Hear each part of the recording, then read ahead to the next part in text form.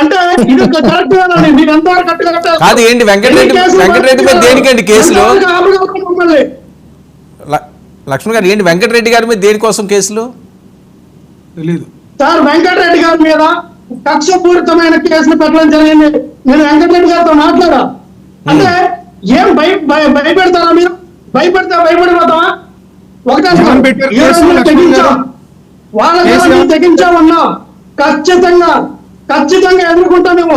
ఈ పెద్ద కేసులకు ఇది చేసే దాడులకు లంఘనత్వం అయితే అసలే కారణం కాదు. ఖచ్చితంగా ఎదుర్కొంటాం, చట్టబద్ధంగా ఎదుర్కొంటాం. ఏ రకంగా సమాధానం చెప్పాలో ఆ రకంగా సమాధానం చెప్పడానికి ఖచ్చితంగా మేము రెడీగా ఉన్నాం. దేనికైనా రెడీగా ఉన్నాం.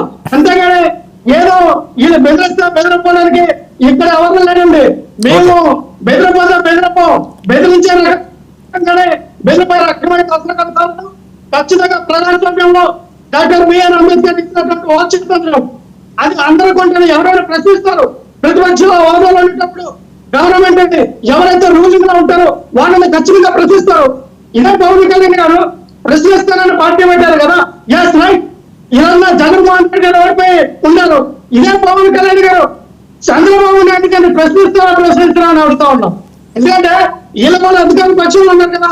రేపొద్దున ప్రశ్నించడానికి పార్టీ పెట్టిన పవన్ కళ్యాణ్ ఈ ప్రభుత్వంలో జరిగినటువంటి సంఘటన మీద ప్రశ్నించరా? ఓన్లీ జగన్మోహన్ రెడ్డి గారిని ప్రశ్నించడానికి వైఎస్ఆర్ పార్టీ ప్రశ్నించడానికి పార్టీ పెట్టారా? ప్రజలు గమనిస్తారండి. లక్ష్మణ్ ఏంటి ఆయనకి అరెస్ట్ నోటీసులు వెళ్ళినాయా, ఏదో లుకెట్ నోటీస్ ఇవన్నీ అని విపరీతంగా ప్రచారం అవుతున్నారు సోషల్ మీడియాలో. ఈ రోజు అరెస్ట్ చేస్తారనో లేకపోతే ఆయన్ని ట్రేస్ చేస్తున్నారనో అని. ఏంటి అంత బలమైన కేసులు ఏమున్నాయి? ఏం లేదు సార్, కేవలం కక్షపూరితం పెట్టలేదు. ఆయన ఏమో దొంగతనం చేయాలా, ఆయనేమో మానభంగం చేయాలా, ఆయనేమో నోటీసులు చేయాలా, నా దాని దాడి చేయాలా. వెంకటరెడ్డి గారు ఏమైనా వస్తే డిబేట్ లో ఇప్పుడు కిరణ్ లాంటి వ్యక్తులతో చాలా డిబేట్లు చేశారు. ఇదే కిరణ్ ఇదే వెంకటరెడ్డి గారు చాలా డిబేట్లు చేశారు. ఎక్కడ కూడా కాంగ్రెస్ ఇప్పుడు మనం ఏం వ్యక్తిగతంగా తీసుకుంటారు వర్మన్నారు.